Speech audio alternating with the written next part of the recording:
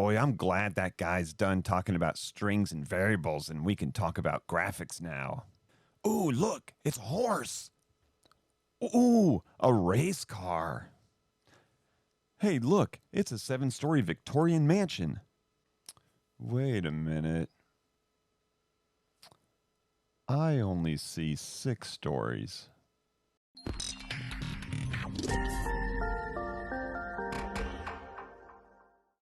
Hey everybody, it's Chris from Family Geekery, and today we're going to be talking about graphics. Now, we're not going to get like super awesome graphics yet today, but we're just going to learn some basics and learn how Pico-8 draws stuff to the screen other than text. We've been talking about text and strings and variables all this time, and I know it gets a little boring, but it is essential to understand that kind of stuff and understand how programs use those variables. But we're going to do something that actually puts different pixels and dots and stuff on the screen. So let's get into that. But before that, we need to talk about last week's challenge. So last week, we had a challenge of taking the name Kevin and writing it down the screen. So let's take a look real quick at how we do that. And this is what we came up with. So I wanted the word Kevin written down the screen, one letter on each line. So again, lots of ways of doing this and much more efficient ways once we start learning all kinds of new concepts that are coming up. But for right now, we just had to use what we learned in video 3 to do this. So this is what I gave you. I just gave you the init function of defining the variable name and giving it the value of Kevin, and then the rest was up to you. So hopefully you came up with a solution, and here is my solution. So we got an empty update. Nothing is updating. We're just drawing to the screen. So we clear the screen, and then we just have 5 print statements that are just printing a substring, because that's what we learned about. We learned a couple different concepts last week, but a substring of name, which is the variable, and we're looking at the first letter to the first letter. So that's going to give us the K, or the first letter of his name. And then the next line is going to be a substring of the main string name, second letter to second letter, and then third to third, fourth to fourth, fifth to fifth. So basically each one of these is printing just one line, one letter, and that's how we get all the way through there. Now this is definitely hard-coded because we had to know up front that there was 5 letters in his name, and we just wanted 5 letters. But like I said, we're gonna once we learn about tables and loops and all kinds of other interesting things, then we're going to learn how to do this the right way. But for right now, if you came up with something that gave you this, then that's the solution. Let me know down in the comments below what you came up with and if you had fun or not. But now, let's go ahead and get into episode 4, which is going to be graphics. So in this episode, we're going to be putting stuff on the screen again, but again, this isn't going to be text. We're going to be actually doing graphics, and there's a bunch of stuff built in to Pico-8 to let us do that. Probably the most efficient one is going to be the sprite editor, but we are not yet getting to sprites, so that's going to be a future episode. This is just going to be hard coding some graphics to the screen, and sometimes you'll need to do this, and sometimes you'll want to do this. Just depends on the different application. Now you can see I've got my first 2 empty functions here, the built-in functions init and update, and I need to put the last one on here, which is going to be draw. And everything we're going to do today is honestly going to be in the draw function. So what I wanted to do is show you just a little tip here. If you type in function or any kind of thing that's going to need an end statement to it, so when we get to loops, you'll see that on loops also, but functions always need to have a beginning and end. So first we define the function, in this case draw, and I know I need to put that end, and what I've been doing is coming down here, typing end, and then coming back in here and start typing away. Well, there is a built-in shortcut for this that even I sometimes forget to use, but once you type in the function, if you hit shift and enter, then boom, it does all that for you. So it adds the end, and now we're ready to start typing in here.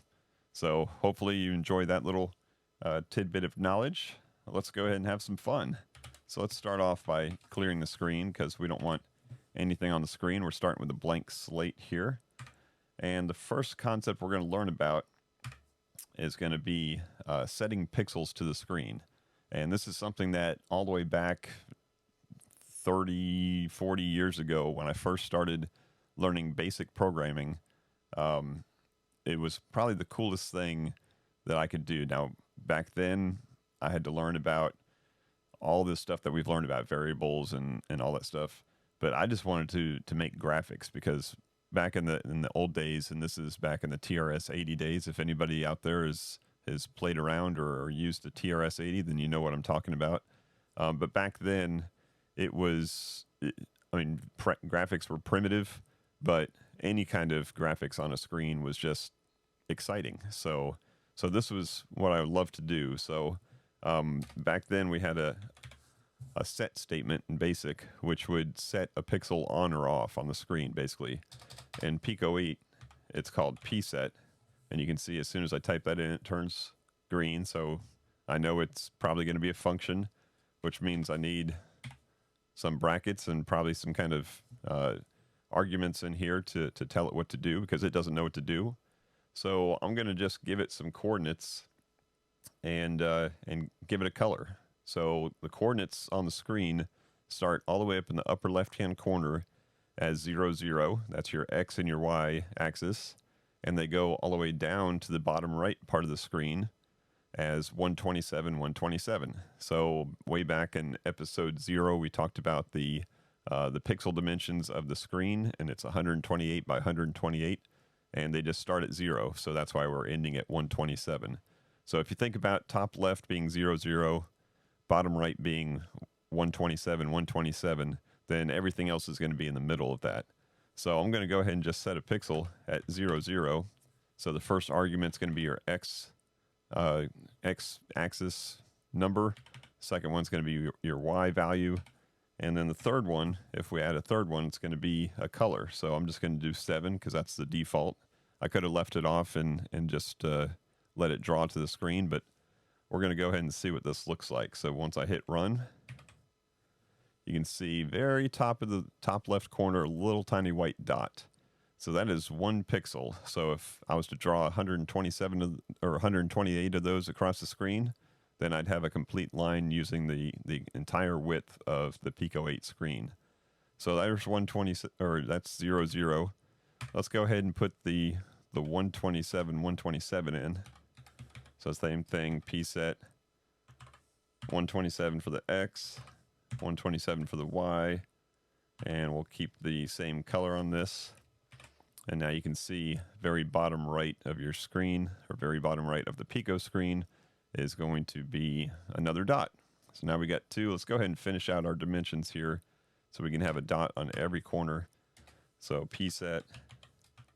The next one's going to be, if we keep 127 for the X, that's going to go all the way across the screen, but 0, so we're not going to go down at all. And then the last one is going to be 0. We're not going to go across the screen at all. We're just going to go all the way down. And now if I run this, that's the 4 corners of the screen. So now that we know what we're working with, we know that all the numbers that we want to set things to in the middle are going to be somewhere in the middle there. But it's important to understand that going from right to left, you're going to go up in value, and going from top to bottom, you're going to go up in value, because eventually we're going to use these coordinates for everything, for placing sprites on the screen, for placing text on the screen. Before I had you guys for, what was it, the challenge in episode 1 was to put the name 5 lines down the screen. Well, if you know your coordinates, then you can put them exactly where you want to put them. You don't have to do all the idiotic stuff that we did for that solution. So now we've got our 4 corners. Now I want to make the screen a different color in the background. Now I could simply go up here and add a different color to the clear screen, but sometimes you just don't want to do that. So maybe I set a different color, like 5, which again, to find these colors, if we go up to the graphics sprite screen, you can find all 16 colors here. So I picked color number 5 here and decided I wanted to put that to the screen and cleared it out. So that's one way of doing it, but maybe you don't want to do it with a clear screen. You just want to make the whole screen a certain color. So let's go ahead and make a big rectangle the entire size of the screen. So a couple different ways of doing this. We're going to use something called rect fill, which means we're going to have a rectangle that is filled in with a certain color, and it's going to need a couple arguments. It's going to need an X and a Y where it starts, and we can call that like X1, Y1. It's going to need an X and a Y where it ends, so we'll call that X2 and Y2.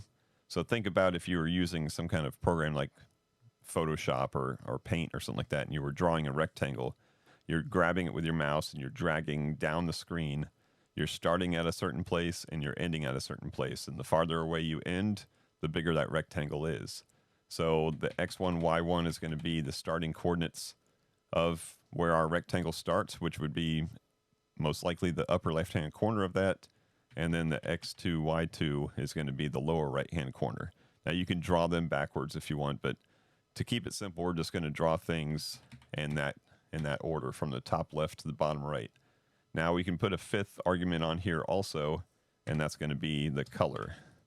So let's go ahead and fill these in with actual numbers, and we're just going to start with 0, 0 as the starting point of the rectangle, and then we're going to go all the way down to the bottom, which would be 127, 127, just like we saw when we printed out those 4 dots.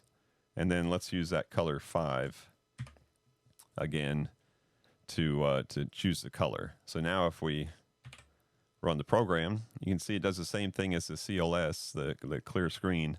We've got just a huge rectangle that's filled in with that color, and it's going the entire dimensions of that screen.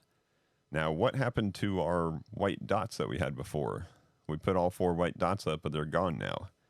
Well, this is a good time to learn about the order of how things get drawn to the screen. Now, think about if you had a bunch of pieces of paper and you're going to lay them down on a desk and make like a drawing out of these pieces of paper. So you've got a background that's all blue, and then you've got a cutout piece of paper of a shark, and you're going to put that in the water, and you're going to put a cutout, maybe another cutout color that's white, that's going to be the fin for the shark.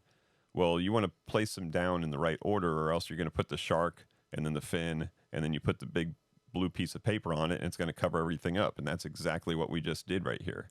So we drew some things to the screen, and then we covered it all up.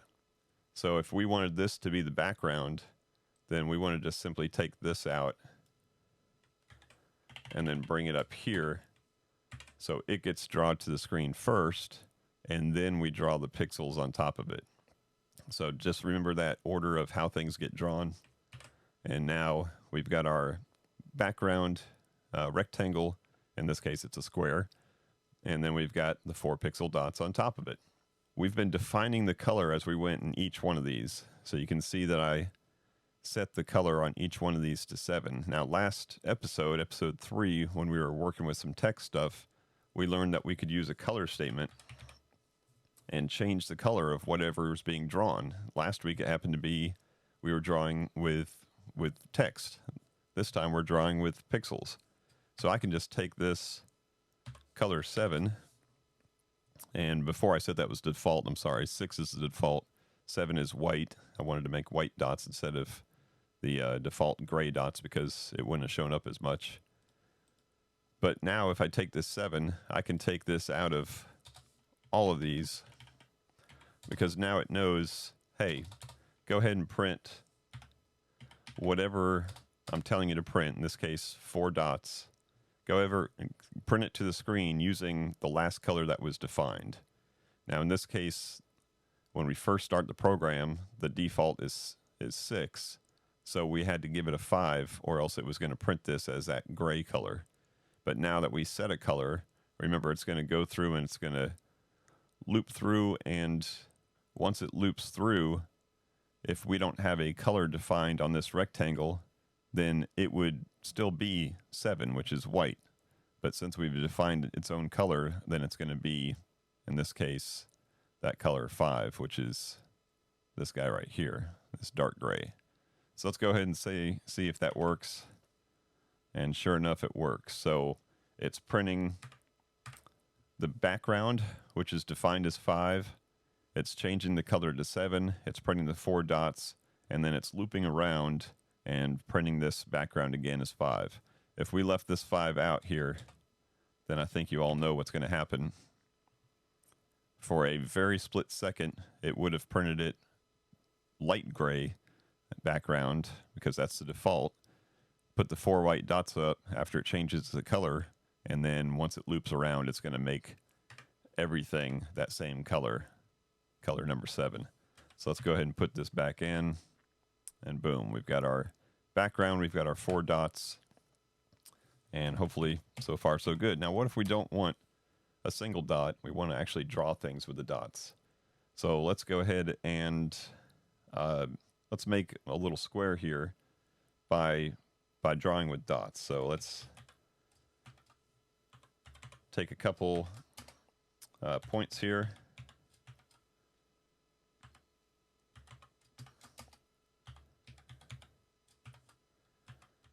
And so far I've done 1, 1, which is 1 over and 1 down, 2, 1, which is 2 over and 1 down, and 3, 1, which is 3 over and 1 down.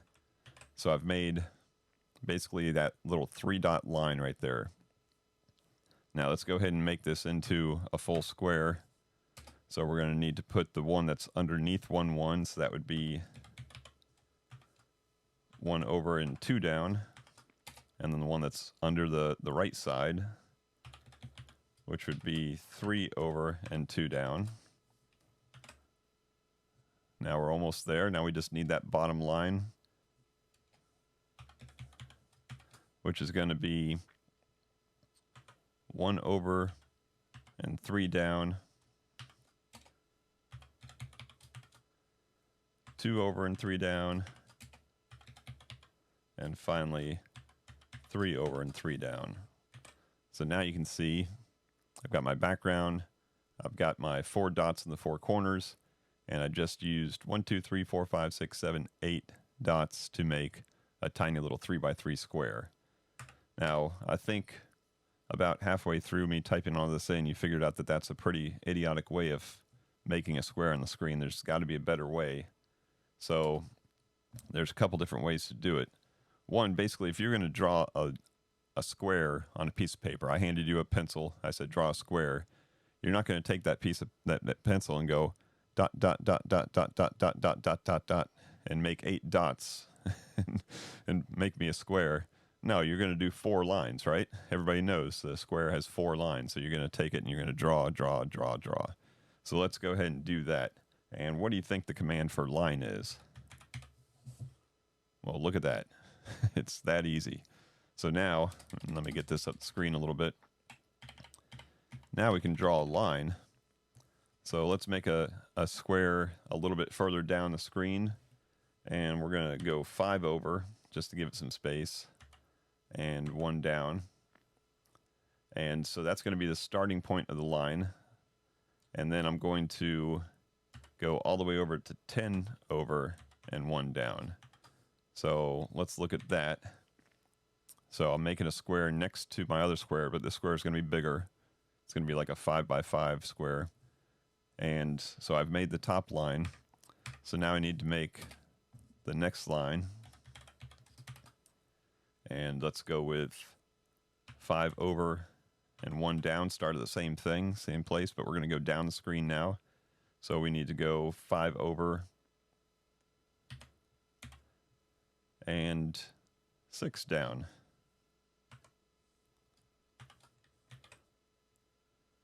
So now we've taken and drawn right across and then down the screen. We've got 2 more lines to go. And we're going to start off this time with 10 over.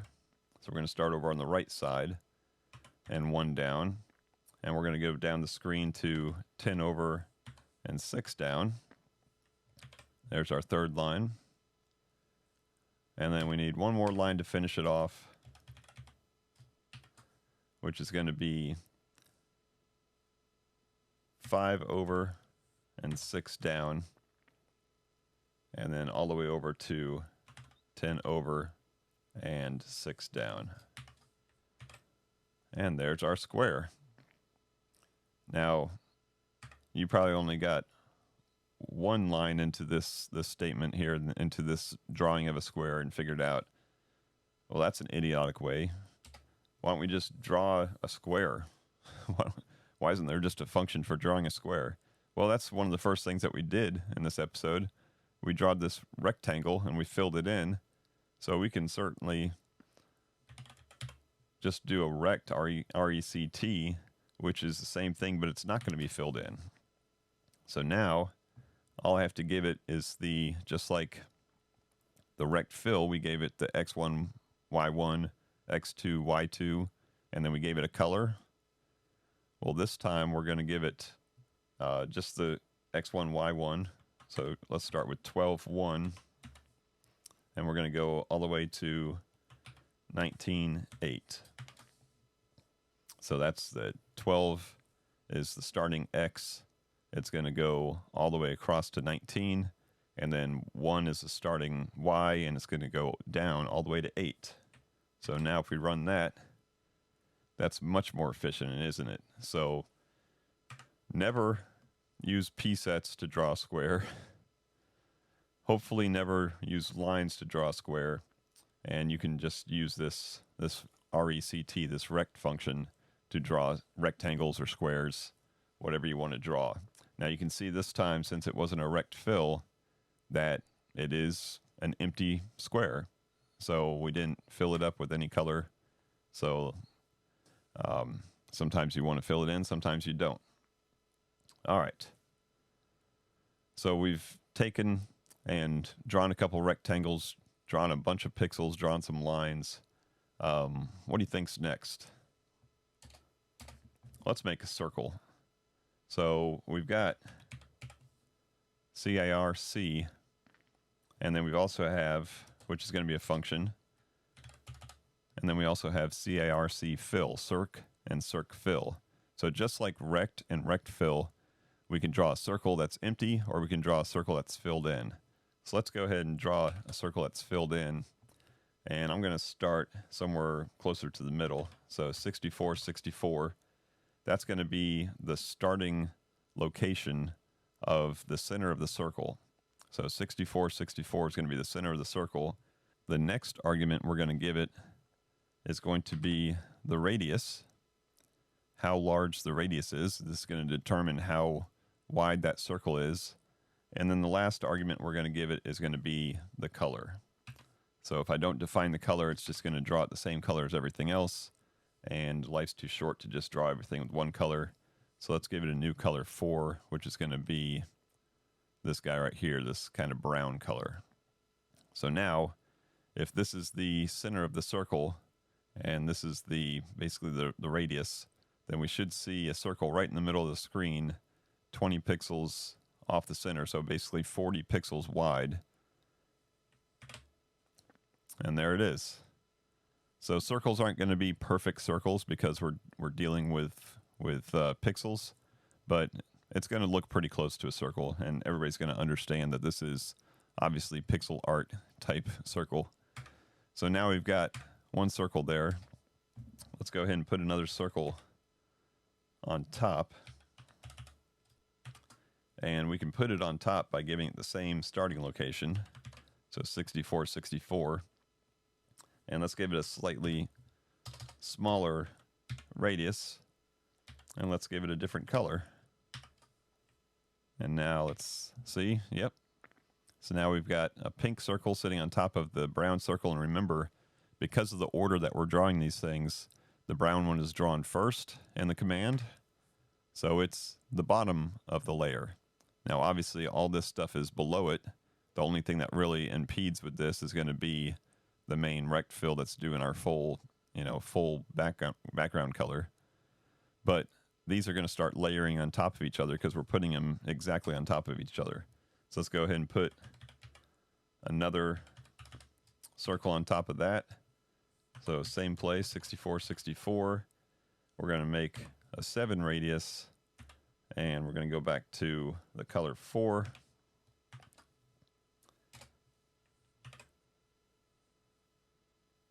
And one more, and I think you can see what we're going for here. 64, 64, a very small radius of 5, and 0 is going to be black. And bada bing, we got ourselves a donut. And we drew that donut just with 1, 2, 3, 4 different colored circles right on top of each other. Now that last circle was necessary because we have a background color and we wanted to get rid of that background color. So we had to actually make a black circle on top of that. So now we've got a donut that we made simply by using the graphics functions built in. Now obviously we could have taken and made a donut sprite and put it on the screen, but we haven't learned about sprites yet. And sometimes you just want to draw it this way. Sometimes if we're going to be changing the size and stuff, we can programmatically change all these things, because we can actually take any of these numbers here and we can define a variable up here like donut x equals 64 and donut y equals 64. And we can go ahead and take this and replace all these guys, and then take this and replace all of our y's.